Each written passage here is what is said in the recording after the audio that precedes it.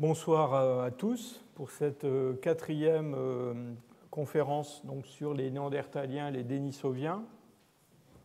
On m'a demandé de vous le rappeler, donc je le fais. La semaine prochaine, il n'y aura pas de cours, donc il faudra sauter une semaine et revenir dans 15 jours pour la cinquième. Pendant nos trois premières rencontres, nous avons beaucoup parlé de modèles évolutifs, de génétique. Est-ce que les Néandertaliens représentent une espèce différente ou pas? Beaucoup de choses qui sont liées à l'histoire évolutive de ces hommes.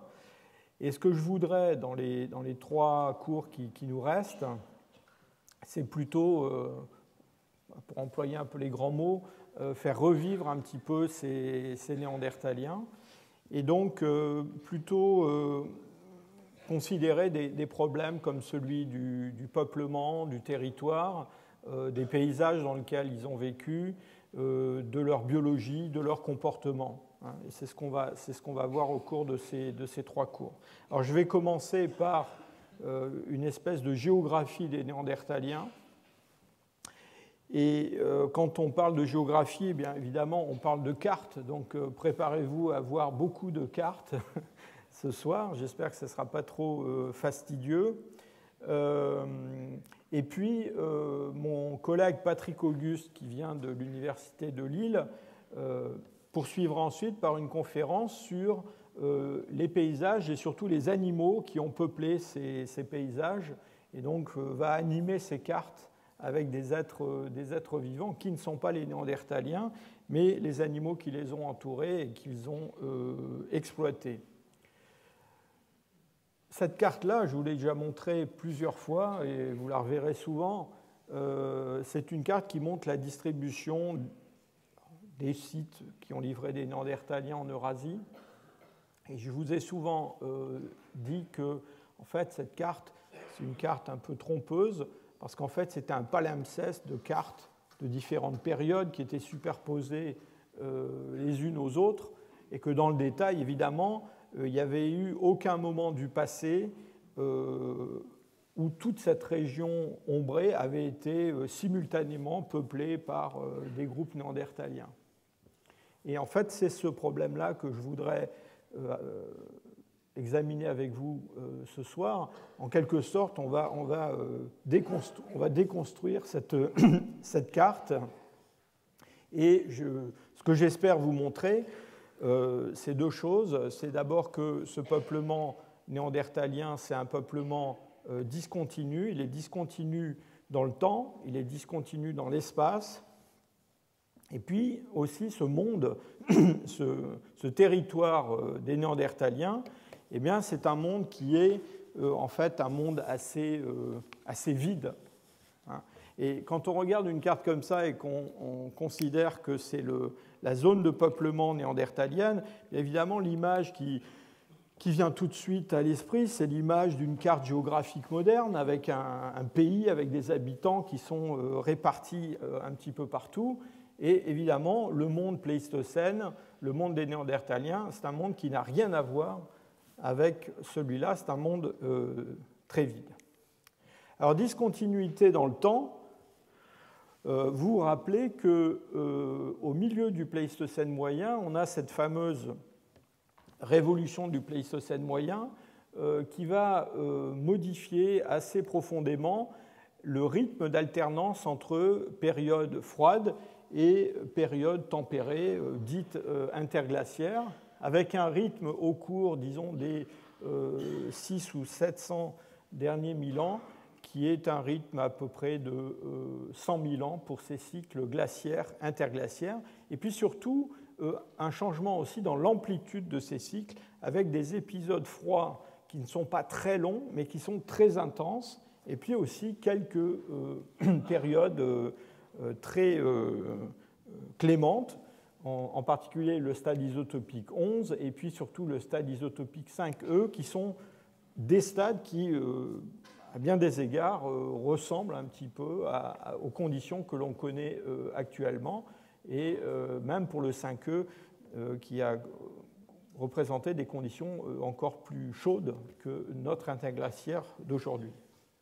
Alors, probablement, à cause de ce changement assez radical des cycles climatiques dans les moyennes latitudes, les généticiens nous disent qu'aux alentours, bien, vous voyez, on est vers 500 000 ans, 600 000 ans, on a une diminution de la taille de la population effective chez les Néandertaliens.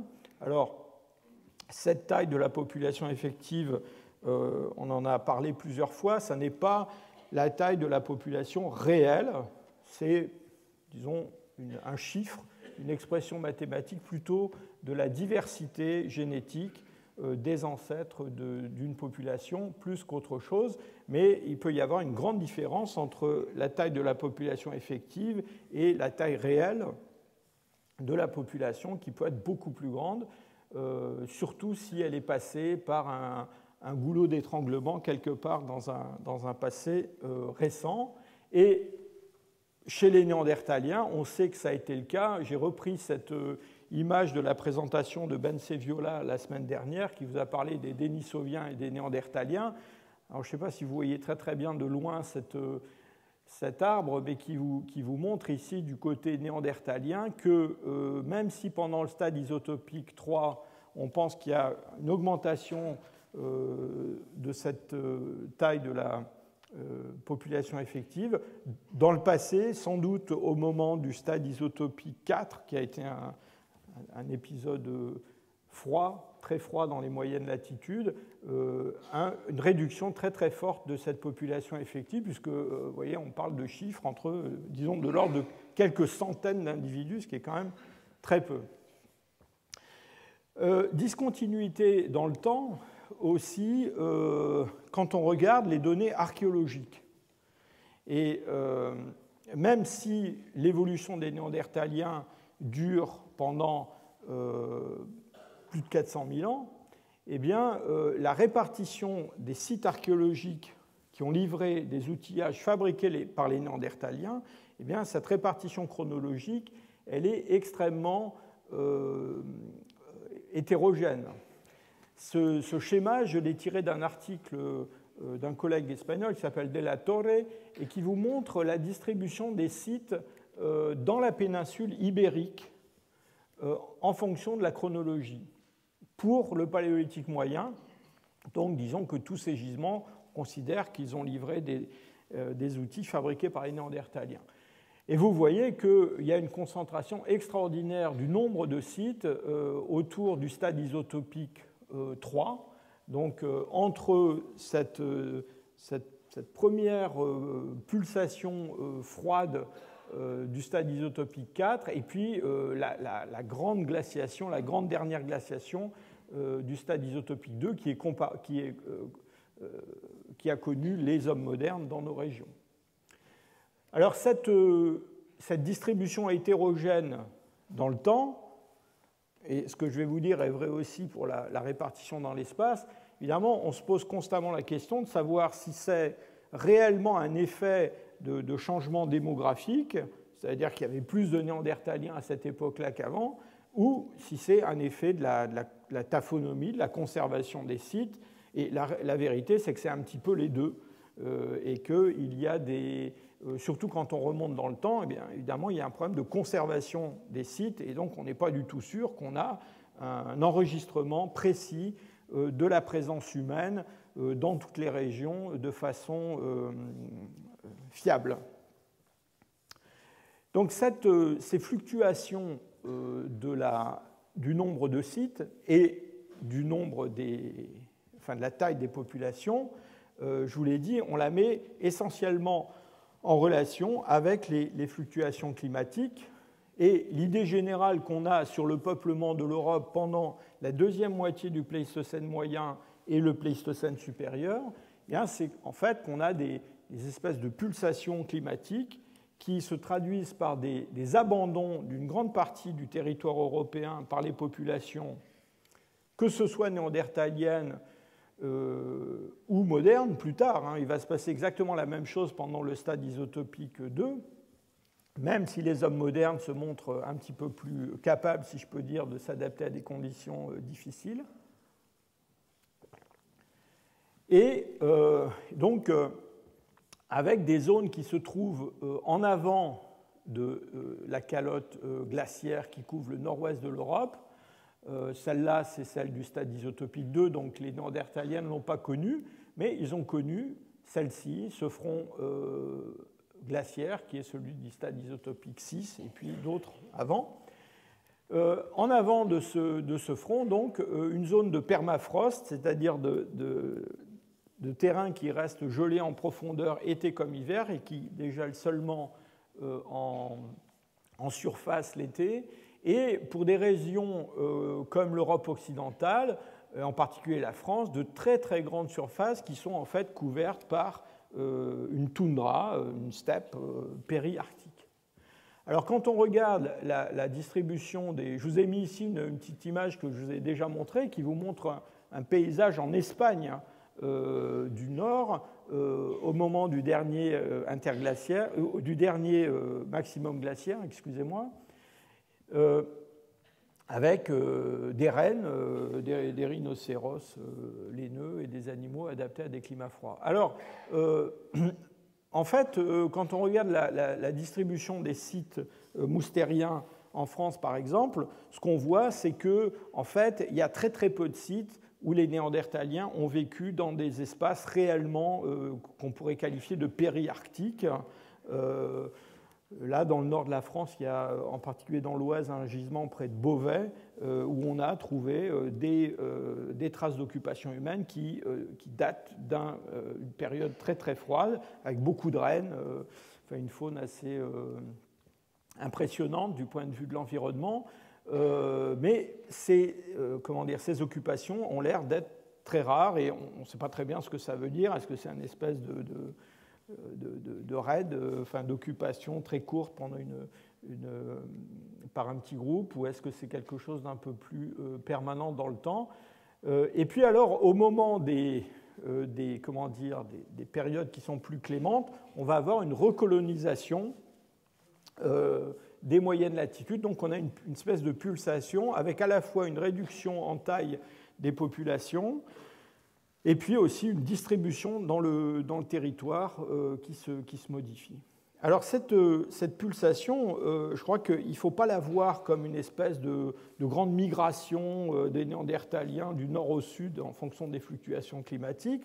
En fait, on a plutôt l'impression que c'est de l'extinction locale de certaines populations et puis de la survie d'autres populations dans d'autres régions qui, plus tard, vont se développer, ce qui d'ailleurs explique le peu de variabilité génétique de ces Néandertaliens à la fin de leur histoire. Mais par exemple, quand on regarde les relations entre les industries lithiques moustériennes du nord de la France et du sud de la France, eh bien, on ne voit pas un effet de migration ou de recolonisation par les mêmes populations en fonction des fluctuations climatiques. L'impression qu'on a, c'est tout simplement que quand les conditions deviennent mauvaises, simplement les hommes qui vivent dans ces régions-là ne survivent pas, mais ils survivent ailleurs.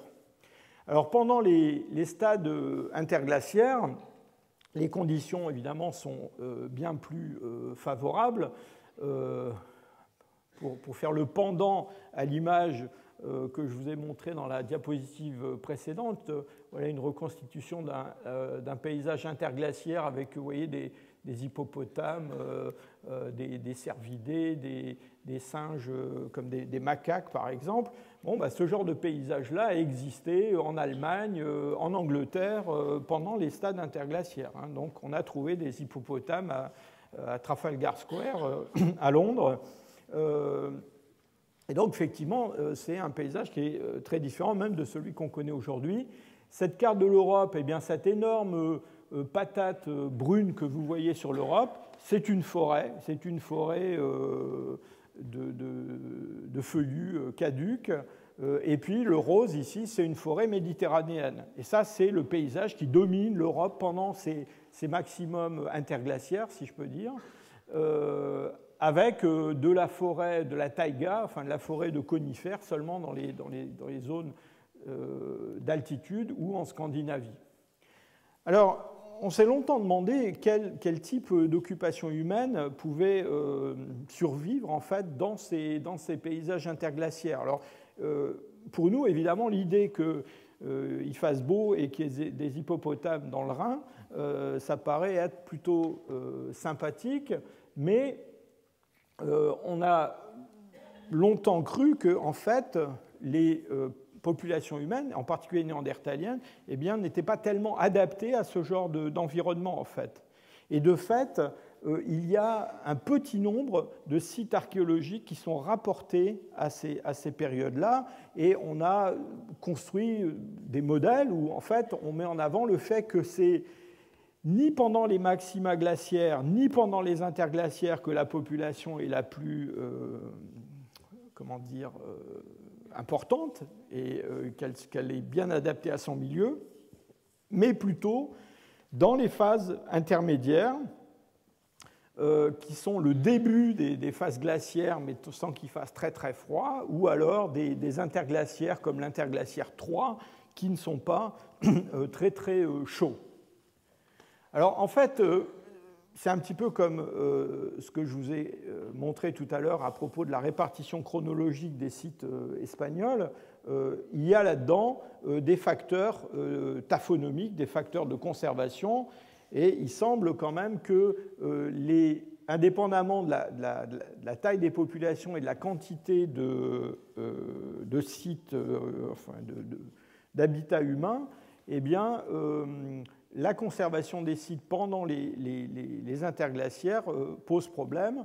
Alors, on a ici une carte qui a été publiée par mon collègue Jürgen Richter qui vous montre les sites du stade isotopique 5E et 5D en Europe. Vous voyez qu'il y en a surtout en fait, en Allemagne et puis en Europe centrale un petit peu, beaucoup moins en France et en Espagne. Beaucoup de ces sites sont des sites où on trouve des dépôts carbonatés du type travertin dans lesquels on trouve une conservation. Donc ce sont des sources minéralisantes où on trouve des restes de faune, de végétaux et des restes humains.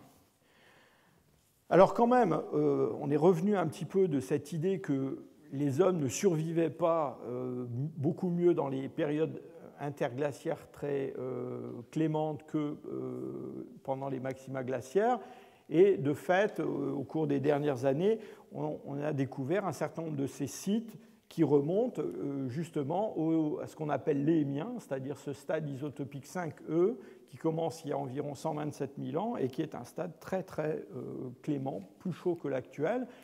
À titre d'exemple, je vous montre ce site parce qu'on en a beaucoup parlé au moment de sa découverte il y a quelques années dans un lotissement de la Somme, et c'est le site de Cahors qui a été fouillé par l'INRAP. Et dans ce site, on a un niveau de tourbe compactée qui conserve très très bien les matières organiques, la faune, les végétaux, et cette tourbe compactée, elle est recouverte par un travertin, donc des formations carbonatées un petit peu du genre de sel qu'on trouve dans certains sites plus à l'est. Vous voyez les végétaux, ici c'est une fougère qui est conservée dans ce travertin de Cahors, et la faune que l'on trouve dans ce site, c'est une faune qu'on s'attend à trouver dans une forêt de feuillus, avec en particulier beaucoup de cerfs, un petit peu comme les cerfs que vous pouvez voir aujourd'hui dans la forêt de Chantilly ou de Rambouillet, avec à côté des industries moustériennes, dans le fond, qui ne sont pas très différentes de celles que l'on connaît dans d'autres périodes climatiques. Alors, discontinuité géographique, il y a un autre moyen de l'appréhender, cette fois-ci sans s'occuper des fluctuations climatiques, mais tout simplement en regardant une carte de l'Europe, ou disons de l'ouest de l'Eurasie. Et sur cette carte, ce que vous voyez en vert sont les zones où on a trouvé des industries moustériennes que l'on attribue aux Néandertaliens. Et vous voyez que c'est une carte qui est très différente de la première carte que je vous ai montrée, La première carte que je vous ai montrée, dans le fond, c'est une carte où on a rempli tous les vides. Entre les gisements, on avait trouvé quelques ossements néandertaliens. Évidemment, on a beaucoup plus de restes archéologiques que de restes d'hommes fossiles. Les sites moustériens, on en compte des centaines en Europe. Certains livrent des industries lithiques par centaines de milliers d'objets, hein, et ces objets sont quasiment indestructibles. Donc on pense qu'on a, avec l'outillage quand même, une représentation plus fiable qu'avec les fossiles humains eux-mêmes, avec quand même le bémol que je répète à nouveau, il y a des zones où ces sites archéologiques peuvent être difficilement accessibles parce qu'ils sont recouverts par beaucoup de sédiments, ou simplement ils n'ont pas été conservés. Alors vous voyez que donc, cette carte, c'est une carte qui est très hétérogène. Il y a des régions peut-être aussi où l'intensité des recherches a été plus faible que dans d'autres, mais quand même, on voit des disparités régionales très importantes. Et même quand on fait un grossissement sur une région particulière, ici c'est le sud de la France. Alors le sud de la France, il est difficile d'envisager que la distribution des sites de façon hétérogène, elle résulte d'efforts de recherche différents dans les différents départements français. Non, c'est sûrement pas ça. Donc vous voyez qu'il y a énormément de sites sur le flanc sud-ouest du Massif central, dans les Charentes, un petit peu là au pied des Pyrénées. Et puis il y a d'autres régions où, ma foi, il existe quelques sites, mais ils sont beaucoup plus rares. Et donc on peut s'interroger sur la raison de cette répartition. Dans ces régions-là, évidemment, on a un développement très important des karstes, donc on a des grottes, on a des abris sous roches, et ces grottes se comportent un petit peu comme des pièges qui retiennent les sédiments, les outillages. Donc évidemment, c'est très intéressant pour les archéologues et les paléontologues. Les zones, les grandes zones sédimentaires, comme le bassin aquitain ou le bassin parisien, évidemment, ne comportent pas de grottes partout le long des vallées, donc la conservation de ces sites est plus difficile. Et c'est surtout, depuis quelques décennies, le développement de l'archéologie préventive lorsque l'on réalise des grands travaux du style autoroute, TGV, grands canaux, qui permet la découverte de sites de plein air dans ces régions-là. Et quand on comptabilise ces sites dans les régions de plein air comme le nord de la France, eh bien, même si on a beaucoup de sites, même si on a pu les fouiller sur des grandes surfaces, on reste quand même très loin de la densité de sites qu'on observe dans le sud-ouest de la France. Et donc, il y a certainement quand même des différences en termes d'occupation humaine. Il est intéressant de rapprocher de cette carte des sites du sud-ouest de la France une autre carte que je vous présente là, et qui est la carte qui vous montre les zones où on trouve des affleurements géologiques qui livrent du silex. Et vous voyez que ces deux cartes ne sont pas complètement indépendantes l'une de l'autre. Et donc, évidemment, l'idée, c'est que les raisons pour lesquelles on trouve des fortes concentrations de sites sont liées aux ressources locales. Alors, quand je dis les ressources, ce n'est pas seulement le silex, hein, c'est un petit peu tout. C'est les ressources en termes de faune, les possibilités d'habitat, et puis les matières premières pour fabriquer des outils. Donc probablement quand même des occupations néandertaliennes sur de très vastes territoires, mais avec certainement des grands espaces vides qui manquent de ressources pour ces populations. Je reviens à la péninsule ibérique, où vous avez ici une distribution des sites paléolithiques moyens, donc néandertaliens, dans la péninsule ibérique. Et vous voyez qu'à l'échelle de la péninsule ibérique, on observe encore quelque chose un peu de comparable à ce qu'on a en France. Et là, il est difficile de penser que l'absence quasi-absence de sites moustériens dans le sud de l'Espagne ou dans le centre de dans le sud il y en a, mais dans la partie centrale de l'Espagne, est liée à la présence d'un front glaciaire ou de quelque chose comme ça. Donc il faut envisager d'autres explications. les sites moustériens en Espagne sont singulièrement disposés, j'allais dire, à la périphérie de la péninsule ibérique, près des côtes, et puis dans des massifs de moyenne montagne dans la moitié nord. On retrouve un schéma un petit peu comparable à celui-là, avec les gisements solutréens du Paléolithique supérieur, qui sont contemporains du stade isotopique 2, donc du dernier maxima glaciaire. Et l'interprétation que l'on fait généralement de cette distribution des sites, c'est que pendant les phases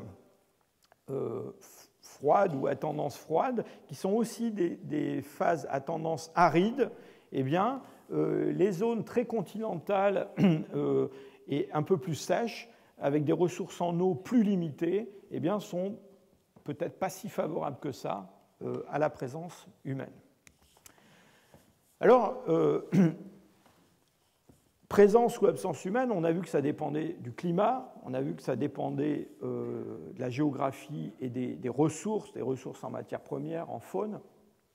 Vous allez voir qu'il y a un autre paramètre qu'il faut prendre en compte, c'est la géographie elle-même et les changements de la géographie au cours de ces cycles glaciaires. Et il y a, encore une fois, quand on fait un agrandissement de cette carte de distribution générale des Néandertaliens, on voit des trous qui sont tout à fait remarquables. Alors des trous qui sont des trous dans la carte, qui sont aussi des trous dans la chronologie. Et un de ces trous les plus remarquables, eh bien, c'est celui des îles Britanniques, dans lesquelles on a trouvé des industries lithiques assez abondantes, assez riches, pendant une bonne partie du Pléistocène moyen. Et puis, aux alentours de 180 000, tout d'un coup, on trouve de moins en moins de sites, et puis on n'en trouve même plus du tout. Et pendant à peu près 100 000 ans, on va avoir une absence totale des hommes dans les îles Britanniques, enfin en Angleterre. Et donc c'est quelque chose qui a suscité énormément de discussions, d'interprétations. Il faut quand même se rappeler que l'Angleterre, ça a été une des patries de la préhistoire au XIXe siècle. Donc là encore, il est difficile d'imaginer que c'est l'absence de recherche qui explique cette absence humaine. Et en gros, cette absence humaine, elle se signale pendant le stade isotopique 6, donc qui est une glaciation assez importante, assez longue, et de façon remarquable pendant l'interglaciaire qui suit, qui est donc l'interglaciaire 5E, vous savez, cet épisode où on a des éléphants et des rhinocéros dans le Rhin. Alors qu'est-ce qui s'est passé ? Eh bien, ce qui s'est passé, c'est essentiellement qu'on a l'établissement de la Manche pendant le Pléistocène moyen, et cet établissement de la Manche se fait d'une façon assez catastrophique, on va dire. Il y a environ 450 000 ans, un front glaciaire, un de ces fronts glaciaires du Pléistocène moyen qui se développe sur le nord des îles Britanniques et le nord-ouest de l'Europe. Et à l'emplacement actuel du sud de la mer du Nord, on a un énorme lac glaciaire qui se développe au pied de ce front glaciaire. Et ça, c'est quelque chose qui est tout à fait habituel quand on a des masses glaciaires très importantes en milieu continental. Généralement, il y a tout un système de lacs et de fleuves qui se développent au pied de ce front glaciaire. Et donc ce lac énorme va grossir parce qu'il est alimenté à la fois par la Tamise, qui se déverse à l'époque donc vers le nord, et aussi eh bien, par les fleuves qui viennent du continent, et en particulier le Rhin. Et donc on a un développement constant de ce lac. Et il y a un petit peu moins de 450 000 ans, eh bien, l'espèce de ride de craie qui se trouve à l'emplacement du Pas-de-Calais, hein, entre Douvres et Calais aujourd'hui, eh bien, cette ride qui était un petit peu plus haute que le niveau de la mer actuel va se rompre sous la pression de ce lac, et ce lac va se déverser dans la Manche d'une façon absolument catastrophique. Les chiffres qui ont été donnés pour la vidange de ce lac sont des chiffres absolument extraordinaires, puisqu'on pense qu'en quelques semaines, il y a eu un flot d'eau venant du nord représentant à peu près une centaine de fois le débit actuel du Mississippi. Je ne sais pas si ça vous dit quelque chose, mais c'est une quantité d'eau absolument faramineuse.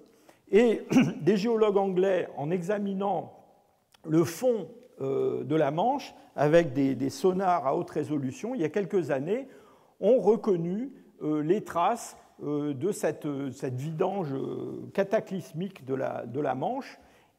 En fait, non seulement il y a eu une de ces vidanges avec des figures géomorphologiques qui sont tout à fait caractéristiques de ce genre de cataclysme, mais il s'en est produit une deuxième à la veille du stade isotopique 6. Et donc on a deux vidanges comme ça, l'une après l'autre, qui sont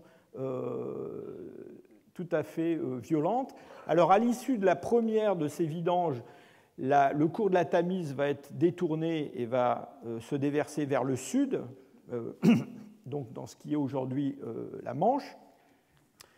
Et à cette époque, le Rhin continue, dans le fond, à alimenter ce lac au pied des glaciers dans la mer du Nord.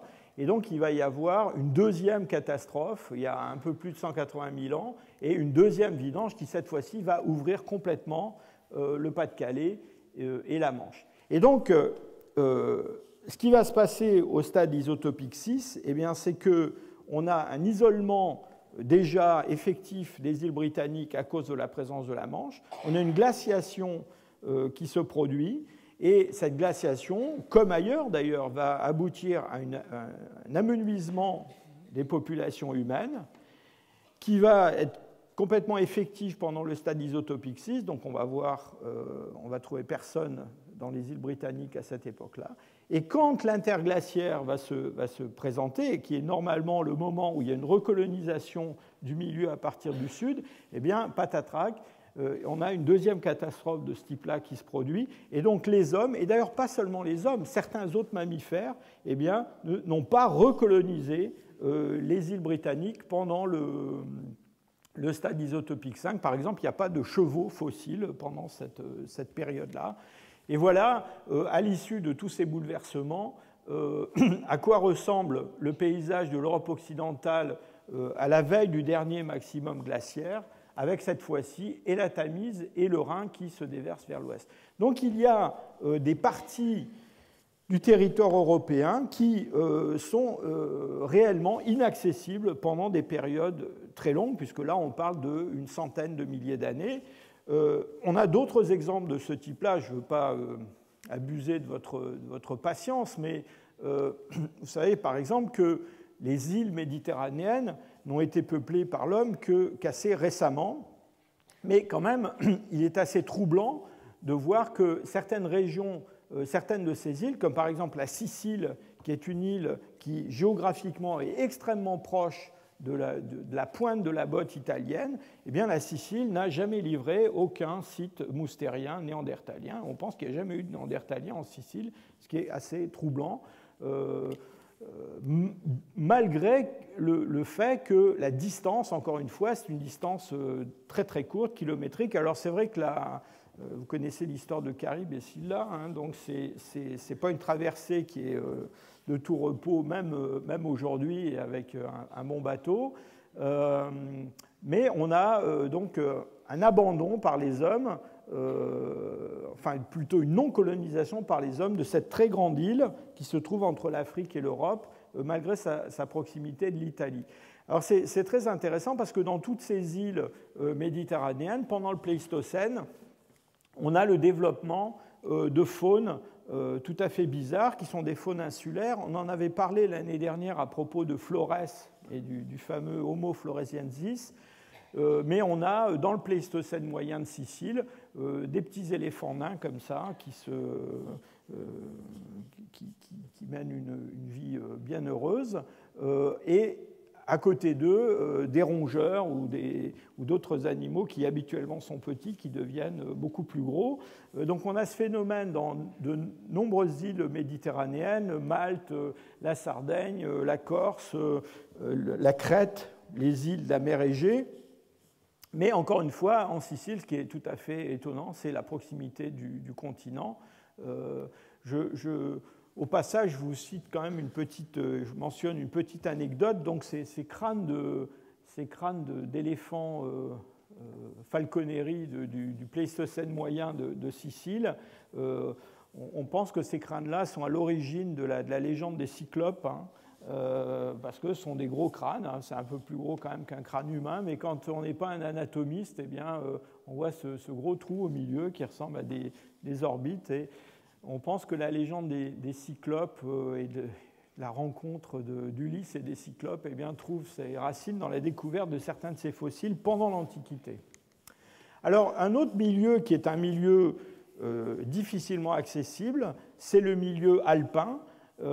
C'est la montagne. Et donc, rappelez-vous qu'au milieu de l'Europe, il y a cette énorme épine dorsale montagneuse qui, évidemment, n'a pas été très facile à coloniser par les hommes, en particulier les Néandertaliens, mais on connaît quand même un certain nombre de sites qui sont des sites de moyenne montagne.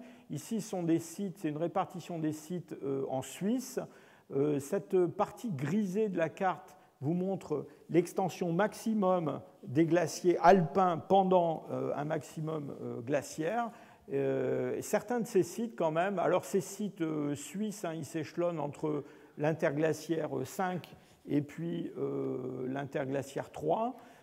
Certains de ces sites, quand même, ont des altitudes assez remarquables. Hein. On s'approche des 2000 mètres d'altitude. On a des sites un peu similaires dans les préalpes françaises, dans le Vercors, par exemple, on en a décrit.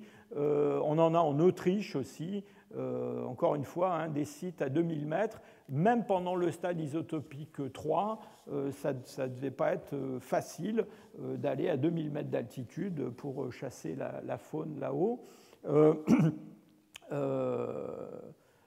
Évidemment, on pense que ces sites sont des sites d'occupation saisonnière, une espèce de halte de chasse. D'ailleurs, sont des sites en général assez pauvres en industrie et non pas des habitats permanents.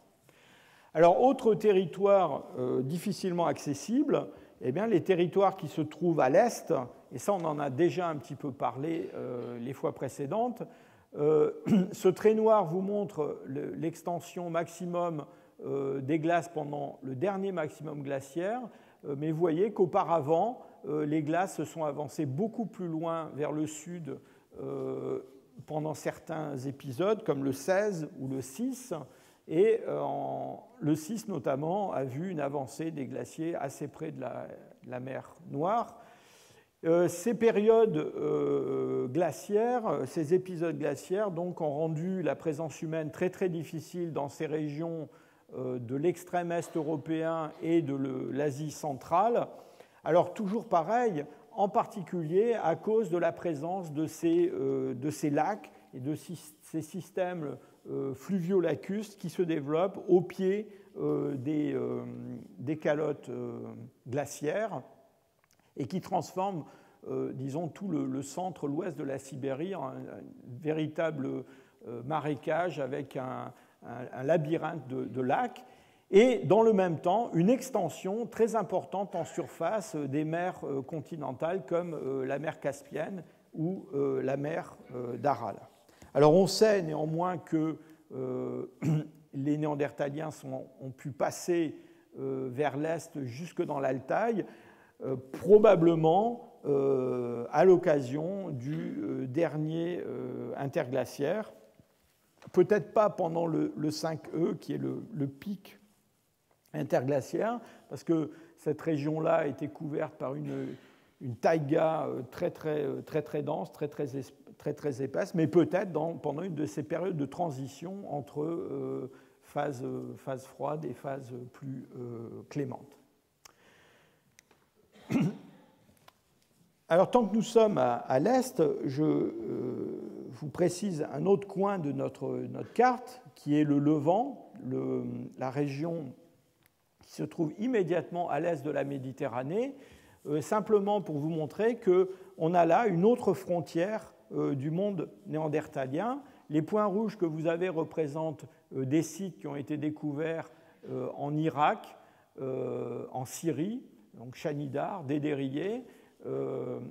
Et puis, donc, ces sites ont livré des restes humains, mais on a de nombreux sites moustériens qui sont dans cette région-là, notamment dans le Zagros. Donc on pense que tout ça, c'est un domaine néandertalien. Et singulièrement, c'est dans le sud de cette zone, entre la dépression de la mer Morte et du Jourdain et puis la mer Méditerranée, qu'on a des sites qui ont livré, dans l'emplacement actuel d'Israël, des sites moustériens qui sont des sites qui ont livré des néandertaliens, comme cet homme de Wadi Hamoud, près du lac de Tibériade, et aussi des restes d'hommes modernes très anciens, de plus de 100 000 ans, dans les sites de Skoul et de Kavzé. Vous voyez quand même que ces points blancs, qui représentent une espèce d'incursion d'hommes modernes d'origine africaine ou arabo-africaine dans ces régions-là, ces points blancs restent quand même cantonnés très au sud du Proche-Orient. C'est-à-dire que pour l'instant, on n'a jamais trouvé d'hommes modernes associés à des industries moustériennes, donc contemporains de ces néandertaliens, plus au nord que Kavzé. Donc on a tout lieu de penser que tout ça reste un domaine néandertalien. Quand on regarde la morphologie de ces néandertaliens, on voit qu'ils sont un petit peu différents de ceux qu'on trouve en Europe. En particulier, ils ont des proportions corporelles qui montrent qu'ils sont adaptés à des climats un petit peu plus cléments. Alors la présence des néandertaliens dans cette région relativement méridionale par rapport à leur distribution la plus connue, qui est l'Europe, eh bien, on la doit, cette connaissance, on la doit en particulier donc aux travaux qui ont été menés en Israël. Et je ne peux pas m'empêcher de vous montrer la photo de cette jeune dame qui s'appelle Dorothy Garrod. Et Dorothy Garrod, donc, était une femme qui a été décrite par ses contemporains comme une femme timide, mais qui était une femme remarquable, qui a, dans les années 30, mené des opérations de fouilles dans ce qui était à l'époque la Palestine sous mandat anglais. Je pense que ce n'était pas évident. Et ça a été la première femme qui a été élue professeure à l'université de Cambridge, et je pense que sous ses dehors timides, elle avait quand même une personnalité tout à fait exceptionnelle.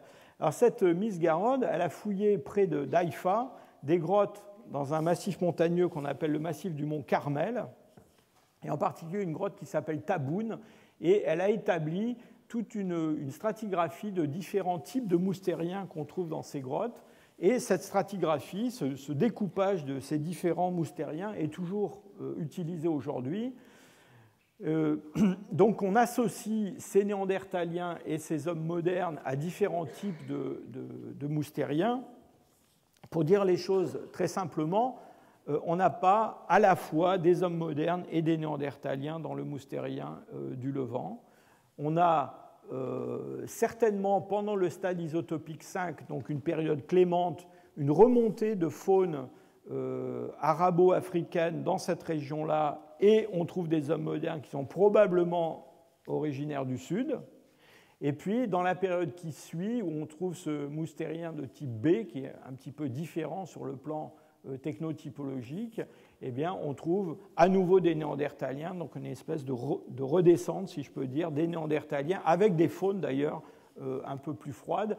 On se pose la question de savoir si pendant le stade isotopique 6, donc un stade froid précédent, on n'a pas déjà eu une arrivée de néandertaliens avec un fossile dont la datation prête à beaucoup de discussions, qui est la femme de Taboun, dite Taboun C1,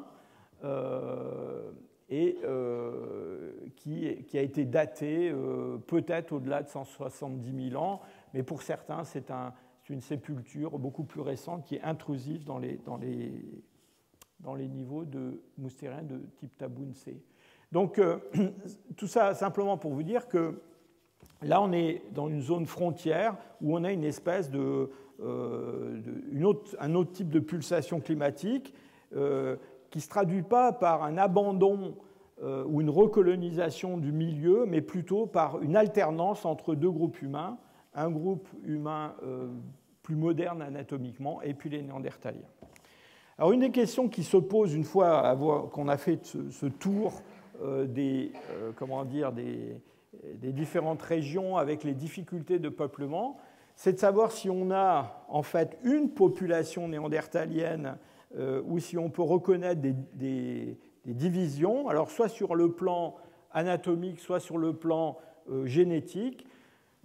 Certains de mes collègues ont fait des tentatives en particulier de modéliser les données mitochondriales qu'on a sur les Néandertaliens pour identifier des Néandertaliens orientaux et puis en Europe des Néandertaliens plutôt des régions de moyenne latitude qui seraient différents des Néandertaliens méditerranéens. Je dois dire que cette division convainc assez peu. Pourquoi ? Eh bien parce que si on regarde l'arbre des lignées mitochondriales que l'on connaît chez des Néandertaliens récents, on voit qu'il y a un groupement tout à fait remarquable des Néandertaliens d'Europe occidentale. Les choses sont beaucoup plus compliquées quand on va vers l'Est, et on imagine bien que ce repeuplement des zones qui avaient été plus ou moins désertées pendant le maximum glaciaire 4 ou le 6 résulte par ce groupement qu'on observe en Europe, avec probablement une origine de peuplement un peu différente pour les Néandertaliens qu'on trouve plus à l'est, depuis le Caucase jusqu'à l'Altaï. Mais par contre, à l'intérieur des Néandertaliens européens, il semble quand même très difficile de séparer des Néandertaliens du nord et du sud. Pourquoi ? Eh bien parce que vous voyez qu'ici, dans ces regroupements, on a des regroupements de Néandertaliens trouvés en Allemagne, comme Feldhofer, avec des Néandertaliens qui viennent de Croatie. Et donc, on ne voit pas très bien une structure nord-sud là-dedans. Ce qui d'ailleurs, encore une fois, est plutôt cohérent avec cette idée qu'on a une pulsation du peuplement liée au climat. Alors pour finir, je voudrais vous parler d'un dernier point qui est celui, alors là on se rapproche de plus en plus, si je peux dire, point de vue échelle, ce qui est celui de la taille des territoires des Néandertaliens. Dans le fond, ces Néandertaliens qui vivaient en Europe, quel genre de territoire est-ce qu'ils exploitaient ? Alors on a essayé différentes méthodes pour reconstituer ces territoires. Et c'est très important, cette idée de territoire, parce que derrière l'idée de territoire, il y a une idée de démographie, bien sûr, parce qu'on peut ensuite assigner à ces territoires des populations, des groupes d'une taille déterminée. Alors, ce qui a été le plus utilisé, il y a une littérature très abondante là-dessus, eh bien, ce sont les matières premières qu'on trouve dans les gisements archéologiques, les silex qui ont été taillés.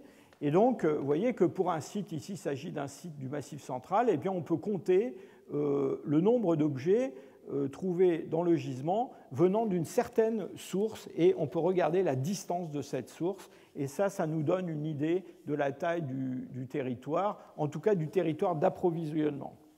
Alors, c'est une histoire assez compliquée, parce que si vous imaginez un groupe de Néandertaliens qui se déplace d'un point à un autre au cours d'un cycle saisonnier, par exemple, ces Néandertaliens ils vont emporter avec eux quelques outils vers leur nouvelle localisation. Et puis, ils vont en produire des nouveaux, ils vont en perdre, et puis ça va continuer. Et en fait, quand on modélise ça, on se rend compte que en fait, au bout d'un certain nombre de semaines, ils ne vont plus avoir aucun outil de leur point de départ. Et donc peut-être que ce qu'on trouve dans un site en fait, est un petit peu biaisé par ce processus-là.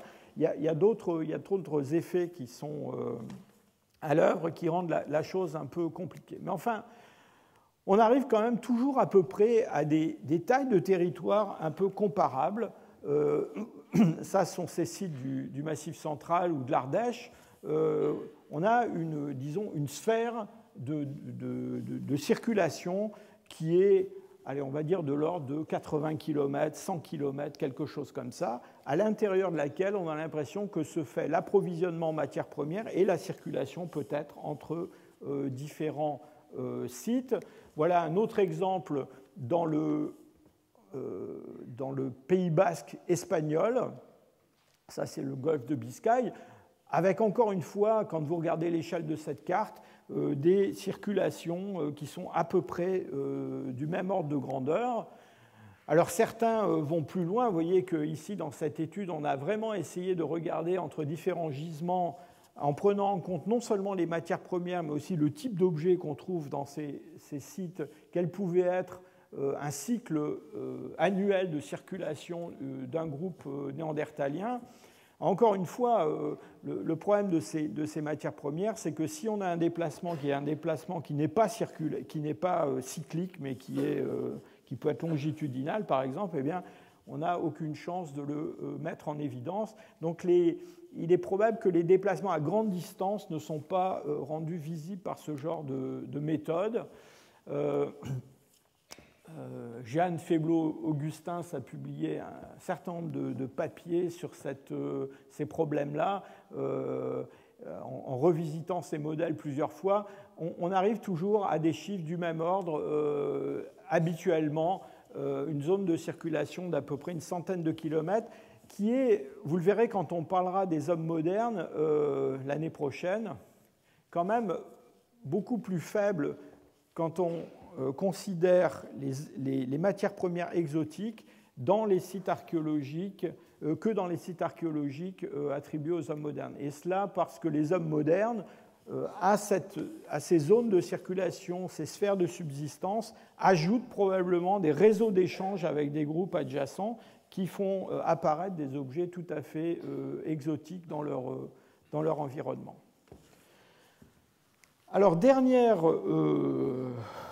méthode qui a été utilisée pour apprécier la taille des territoires, ça n'est pas de regarder les outillages et les matières premières qui servent à fabriquer ces outillages et qui, eux, nous donnent une idée de la circulation, disons, au maximum à l'échelle d'une année, mais probablement plutôt à l'échelle de quelques semaines, de quelques mois. Alors, on a essayé de se rendre compte à l'échelle de la vie d'un néandertalien, de voir si on pouvait reconstituer sa mobilité. Et ce qui est utilisé à ce moment-là, c'est une méthode complètement différente. C'est une méthode qui est fondée sur l'analyse de certains isotopes lourds, comme le strontium par exemple. Et ce strontium, donc, qui existe sous forme de différents isotopes, ici on s'intéresse à l'isotope 87 et 86 du strontium, eh bien, ces isotopes du strontium varient dans les différentes, leurs proportions varient dans les différentes formations géologiques. Et ces rapports isotopiques du strontium qui vont être fixés dans les végétaux qui poussent sur ces formations géologiques et ultimement dans les tissus des animaux vivants, des mammifères en particulier qui vivent dans ces régions-là. Et donc on peut aller regarder dans des tissus dentaires en particulier les rapports isotopiques du strontium et essayer de se faire une idée de l'endroit où l'individu qui est étudié a vécu, en tout cas au moment où cette dent s'est développée. D'accord ? Alors je vous montre un travail qui est en cours, qui n'est pas complètement terminé, mais qui est en cours de réalisation par Christine Vernat en particulier, et puis d'autres collègues de mon laboratoire, sur des sites qui se trouvent, des sites néandertaliens qui se trouvent dans la vallée de la Meuse, en Belgique. Alors cette carte-là, c'est la carte de la Belgique. Je ne sais pas si vous l'avez reconnue immédiatement. Mais donc on est plutôt dans l'est de la Belgique, sur la vallée de la Meuse. Et sur la vallée de la Meuse, on a des sites qui sont dans des formations carbonatées, dans lesquelles on a trouvé toute une série d'industries, enfin de niveaux moustériens et de restes humains. Et je voudrais simplement rapidement vous montrer deux études, une qui porte sur un enfant qui vient de la grotte d'Angis, qui est un des premiers néandertaliens qui a été découvert au XIXe siècle, et puis un fossile de la grotte de Skladina. Alors, en gros, l'idée, c'est de regarder dans les différentes dents d'un individu quelles sont les valeurs de ce rapport isotopique entre ces deux isotopes du strontium. Et on peut comparer ces valeurs à ce que l'on observe dans différentes formations géologiques dans l'environnement du site. Donc ce que vous avez ici en bas, G1, G2, G3, G4, donc ces différents domaines de variation, ça correspond à des formations géologiques. Et G1, c'est la formation géologique dans laquelle vit cet enfant d'Angis 2. Et vous voyez que le pauvre est mort alors qu'il avait à peine 3 ans. Donc il n'a pas eu beaucoup de chance d'aller se promener ailleurs que dans cette vallée de la Meuse où il a grandi en étant bébé et très jeune enfant. Et on a des valeurs isotopiques qui correspondent à la formation géologique locale. Et donc vous voyez, on peut ensuite tracer un espèce de cercle de mobilité pour cet individu-là dans cette formation géologique qui livre ce rapport isotopique. Alors un autre exemple qui est plus intéressant, c'est celui de Skladina. Alors là, on a un enfant qui est mort à un âge plus avancé. Il a une denture qui ressemble à la denture d'un enfant d'à peu près 11 ans, avec une seconde molaire qui est en cours d'éruption, mais en réalité, en regardant les microstructures dentaires, on a pu établir qu'il était mort vers 8 ans. Alors, ce qui est intéressant dans le cas de Skladina, c'est qu'une partie de sa denture est bien dans la variation, et même quand on va aux extrêmes, qui correspond à la géologie locale de la grotte de Skladina, mais vous voyez qu'en particulier, pour les prémolaires et pour les molaires, on sort de cette variation et on va plutôt dans le domaine de formation géologique adjacente. Alors, on peut, évidemment, pour chacune de ces valeurs, regarder quel est l'âge calendaire auquel correspond la formation de cette dent. Et donc, on peut dire cet enfant, quand il avait, disons, entre 2 ans et 6 ans, il est allé, probablement pas tout seul, il est allé se promener assez loin de cette vallée de la Meuse et de ce site de Skladina. Et on peut essayer de modéliser ces déplacements. Alors, une des difficultés, évidemment, c'est que dans ces rapports isotopiques, si l'individu s'est déplacé entre plusieurs zones, on va avoir une moyenne de rapports isotopiques et c'est une des limitations de la méthode. Alors, ce qui est intéressant avec ces méthodes-là, c'est qu'on semble retrouver des valeurs qui sont un peu comparables en termes de circulation de ce qu'on a déjà mis en évidence avec les circulations de matières premières. Donc on n'est toujours pas avec des domaines de circulation très très étendus. Alors le dernier point que je voudrais soulever à propos de ces territoires, c'est l'existence au-delà de ces sphères de subsistance, de ces domaines d'approvisionnement, de circulation de ces néandertaliens, on commence à reconnaître dans le paléolithique moyen une espèce de différenciation culturelle. C'est-à-dire qu'en particulier en Europe, on reconnaît des grands domaines géographiques. Vous voyez, c'est des domaines qui sont à l'échelle de à peu près la moitié de la France ou de l'Allemagne ou une partie de l'Allemagne, dans lesquels on trouve des assemblages lithiques. Alors, évidemment, je n'ai pas le temps de rentrer dans le détail de tous ces assemblages. Ici, je vous présente simplement 2 ou 3 assemblages de l'extrême fin du paléolithique moyen. On a en Europe occidentale, enfin en France, peut-être sur une partie de l'Angleterre, quelque chose qu'on appelle le moustérien de tradition acheuléenne. Et on a à la même époque, à peu près à côté, en Allemagne, quelque chose que les Allemands appellent Kalmesser Gruppe, c'est-à-dire ces espèces de couteaux bifaciaux, de gros couteaux fabriqués avec une technique tout à fait particulière. On a l'impression quand même que ces différenciations technologiques correspondent vraiment à des traditions culturelles. Et donc ça implique quand même une chose, ça implique qu'au-delà de la taille de ces petits territoires de 80-100 km, il y a quand même des réseaux à une échelle, disons, de 500, 800, peut-être 1000 km, il y a des réseaux d'échanges, alors peut-être d'échanges de